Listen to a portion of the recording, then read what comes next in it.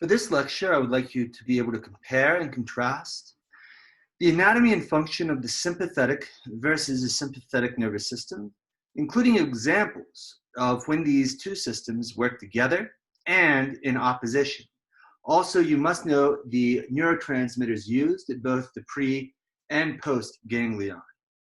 I would like you to compare and contrast autonomic neurons with motor neurons.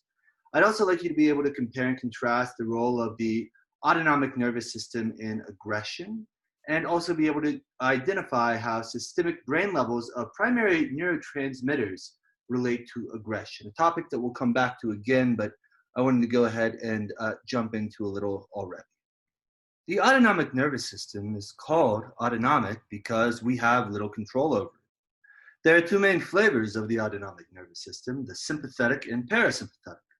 The sympathetic is involved in the fight and flight response, stress responses. It acts more as a whip, whereas parasympathetic is more rein, sort of fine-tuned control. I love the analogy of a systemic fire alarm for the sympathetic nervous system. That's what first comes to my mind when I think about it. And I think that'll make a lot of sense when you see the anatomy and how it differs from the parasympathetic nervous system. And it also allows for sort of broader command over the entire body, whereas the parasympathetic is more associated with being resting and digesting, and involved in resting homeostasis. And again, the anatomy you'll see is involved in more point-to-point local control that allows more fine-tuned automation over the organs. Sympathetics are designed for a transient, general, systemic alarm system that somewhat prepares the entire body to fight or flee, while the parasympathetics are more important for specific point-to-point commands to maintain or control specific organ functions all the time, resting and digesting, and during feeding and breeding. Autonomic commands from either the sympathetic or parasympathetic axons may either excite or inhibit target neurons.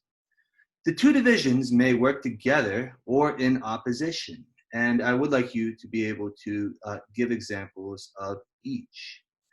Both use relays called autonomic ganglia and receive axonal input from the central nervous system and then relay information to organs in the body. The preganglion precedes, and then there is a proceeding postganglion, which I think will make a lot more sense in a minute. The sympathetic and parasympathetic are arranged differently and use different chemical signals at the postganglion level, although both use acetylcholine at the preganglionic level. This slide serves to help you compare and contrast motor neurons from autonomic neurons. Motor neurons, as you know at this point, hopefully, synapse onto skeletal muscle to cause it to contract. We've already gone over a couple examples of this. So autonomic neurons also synapse, they can be considered as a motor system, but instead of synapsing onto motor muscles or skeletal muscles, they synapse onto autonomic systems or tissue. Motor nerves also use just a single axon, whereas the autonomic nervous system both use two phases, a preganglion and a postganglionic fiber, with an autonomic ganglion in between to sort of serve as an intermediary step. Of course, preganglion precedes and postganglion proceeds. The sympathetic preganglion is shorter, and the structure relates to the function, and that would be more of like a big central fire alarm. So, I mean, if you wanted to have sort of like a widespread effect throughout multiple organs of your body very quickly from a central point, that would be how the sympathetic system is perfectly organized for that function. Here again, you can see the distinct structure of the sympathetics and parasympathetics. Both have that intermediary ganglion, or autonomic ganglion, but in the case of the sympathetic nervous system, you would have a very short preganglion and a long postganglion. So again, think of this as sort of like a sort of central contained fire alarm where you would have multiple sprinklers going on at once throughout. Whereas the parasympathetic has the long preganglion and then the short postganglion, so you can have more fine-tuned point-to-point control. Both the sympathetic and parasympathetic nervous system use acetylcholine to relay messages to the autonomic ganglion. So the preganglion axon would signal using acetylcholine. However, they diverge at the postsynaptic ganglion, whereas the sympathetic uses noradrenaline and the parasympathetic uses acetylcholine. So this slide serves to show many examples of how these systems work together and in opposition.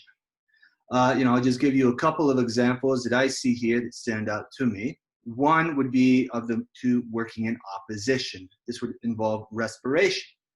So in a fight or flight response, you might want to be able to breathe better. So in this case, the sympathetic nervous system dilates or causes the airways, the respiratory airways to dilate and easier for airflow to move through them.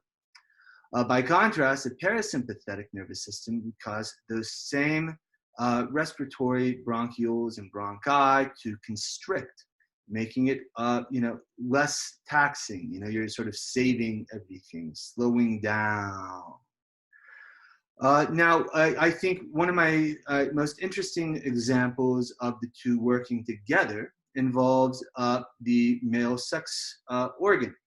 So in this case, the parasympathetic nervous system is required, or that is involved with the erection of the penis, whereas the sympathetic nervous system comes in at the end to close and is involved in ejaculation. So parasympathetic triggers erection, sympathetic triggers ejaculation. So if the entire goal is, to procreate, then you need both systems working together.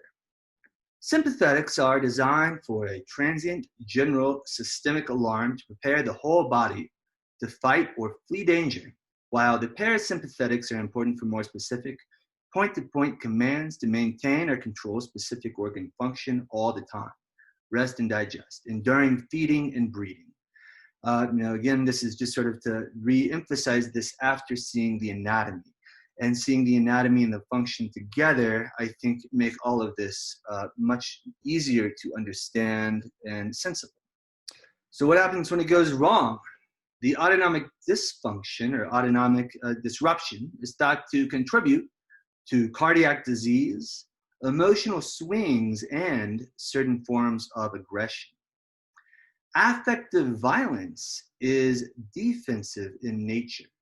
And yeah, it's important to understand that there are different types of violence and aggression. So affective violence tends to be defensive, a response to an imminent threat, and is accompanied by higher levels of autonomic arousal, anger, and fear.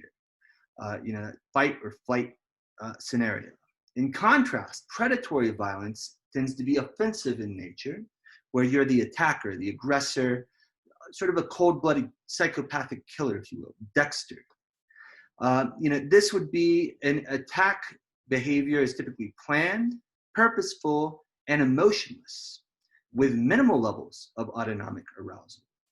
Much is also known about the relationship between neurotransmitters and aggression in rats. So I just wanted to give you the Cliff's Notes version here of a few studies that I compiled together just in one slide on the next slide. So this is a summary of a literature review I performed, primarily involving rat and mouse studies. So the 4 or 5 neurotransmitter systems I want to talk about are acetylcholine, GABA, serotonin, dopamine, and noradrenaline. With acetylcholine, if you administer cholinergic agonists, this will increase killing behavior of rats to mice. Rats are natural predators to mice, but if you give them a cholinergic agonist, they kill more. And by contrast, if you give the muscarinic antagonist atropine, it prevents rats from showing this excessive killing, suggesting that it is mediated by muscarinic acetylcholine receptors. GABA is a little different. If you increase brain GABA levels or treat rats with benzodiazepines, which are allosteric modulators of the GABA-A ion channel, making it more effective at conducting chloride ions into the cell for hyperpolarization. This decreases rat killing behavior. Could also be useful, possibly, in pharmacotherapy for aggression and violence. Tryptophan deprivation. So tryptophan is the precursor for serotonin. You always hear about it a lot on Thanksgiving. I'm just tired of that whole story. It's a little silly, frankly. But anyway, tryptophan deprivation and lesions to the raphe nuclei, which you recall are the nuclei that originate or are the base or the origin of the primary ascending serotonin pathways in the brain. So if you deplete tryptophan or lesion the raphe nucleus, you see increases in aggressive behavior in rats and in cats.